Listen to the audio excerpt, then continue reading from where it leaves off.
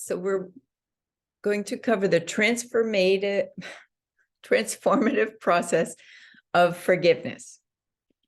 Now, this video, forgiveness, like all the other videos I've pretty much presented in this whole program, could be a whole program each and of themselves. So this is a brief description, and just want to make sure you just are keeping that in mind. So you may need to go back and watch this video a couple more times. But for this transformative process of forgiveness, there are 5 steps. The first step is self-forgiveness. So we want to forgive ourselves for allowing that person or situation to cause us harm, for allowing him, her, or it for causing any effect on our health. That's step 1. Step 2 is forgiveness of the other person. Forgive the other person. So forgive the other person for any harm he or she may have caused you. And I know that's a hard thing to hear right now. We're going to talk about it a little bit more after this process. So just keep an open mind on that one, okay? And then the third phase of this process is to give the other person permission to forgive me. And you're probably thinking, wait a minute, they're the ones who hurt me. But just remember that there are 2 people with every interaction. So as that person caused you harm, you may cause them harm without even knowing it. So forgive yourself for any harm that you may have caused them. And when you do this, you're actually forgiving yourself. The forgiveness process is working in you. So that's taking place in you. So that actually affects you for the positive. And then the 4th step is learning the lesson. So you must learn to see the good in this. Learn the lesson that it brought and see how you are better because of it. And you can just say, it's in the past. Nothing ever happens to me. It happens for me. And then learn to be thankful for the lesson, not the experience. And then the 5th step in the process is to wish the situation and the person involved well. And I know there are many, many people who have really been betrayed and physically, emotionally traumatized by one other person or several people. And it's really hard to forgive them for what you have gone through. But forgiveness is compassion. So when you forgive, you're not saying that you forgive the person. I mean, you're not saying that you forgive the act of the person. You're forgiving the person. And when you forgive, you actually forgive to yourself. So you feel the effect of forgiveness. And when you forgive, you actually free yourself from the blocks that you've been carrying around in you ever since those situations happened. And these blocks they're from the past, but they keep you stuck in the past. And that past could have been many, many, many years ago, and you're stuck there. Once you release these blocks by forgiving the other person, you're opening up a space for goodness to come in that allows you to be the person that you truly are and fully are meant to be. So forgiveness is very healing and freeing. And, you know, you can forgive yourself for not being perfect, but you can also forgive yourself for forgetting that you're already perfect and you're just doing the best that you can with the circumstances that are involved. Okay. So, and Mary Morrissey, one of my mentors, she says that, I'm going to just read this so I read it correctly. As long as there is someone jailed, there has to be a jailer.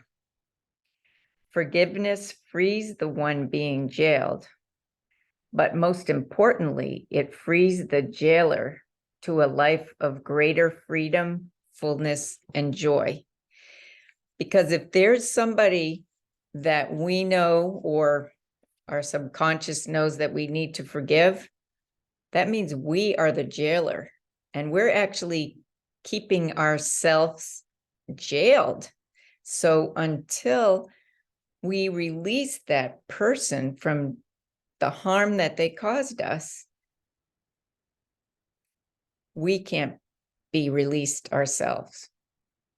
So that's pretty deep, I know. And that's one reason I said it's really good to just go back and watch this video again and put it into practice. And if you're watching this video, I have a feeling that you can probably think of at least one person that you can start a list on who you need to forgive, because that one person is you. There are so many things that we innocently have been keeping ourselves jailed for that we don't realize we need to forgive ourselves for. Forgive ourselves for holding on to past beliefs, limiting beliefs, and thoughts that have kept us stuck for a long, long time, because oftentimes these beliefs and thoughts were formed when we were under 7 years old. And our mind were not mature at that time. So we're allowing these immature, often not serving thoughts to be dictating our lives now. So there are so many things that we could start to forgive ourselves for, to help free ourselves up for a life for fuller living. And then you can probably think of other people too, who will in turn, once you forgive them, will end up forgiving you, opening you up to better and more good. So there is also another forgiveness kind of prayer, as you will, or practice. It's definitely a practice. It's called the Ho'oponopono, which you probably may have heard about. And it's a reconciliation and forgiveness prayer from ancient Hawaiian times. And Joe Vitale is a speaker who has brought this up into the forefront, and a Dr. Hugh Len, who is Hawaiian, taught him, or they learned it together. But it's the Ho'opono prayer, and it's very simple. It's 4 simple phrases that we can start doing it like as soon as I tell you what they are. So the first one is, I love you. I'm sorry. Please forgive me. And thank you. Those are the only 4 phrases you need to remember. So Joe Vitale says that this is a daily practice, a continual practice throughout the day. And when he first learned it, he had to write those 4 phrases down, but he posted them on his computer, in his car, in his mirror, everywhere he was. So he constantly repeated those 4 phrases. I love you. I'm sorry. Please forgive me. Thank you. And he said that you can say them in any order that you feel sounds good to you. And you don't even have to say them with meaning. However, he does say that if you do say them with meaning, they start working faster and your results happen faster.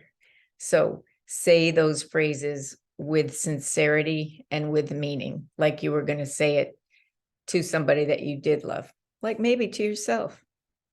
I love you, and mean it.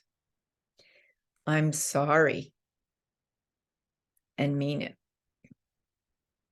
Please forgive me, and say it with feeling, and then thank you. Again, say it with feeling. So forgiveness, this Ho'oponopono is a daily practice, and forgiveness definitely is a daily and lifelong practice.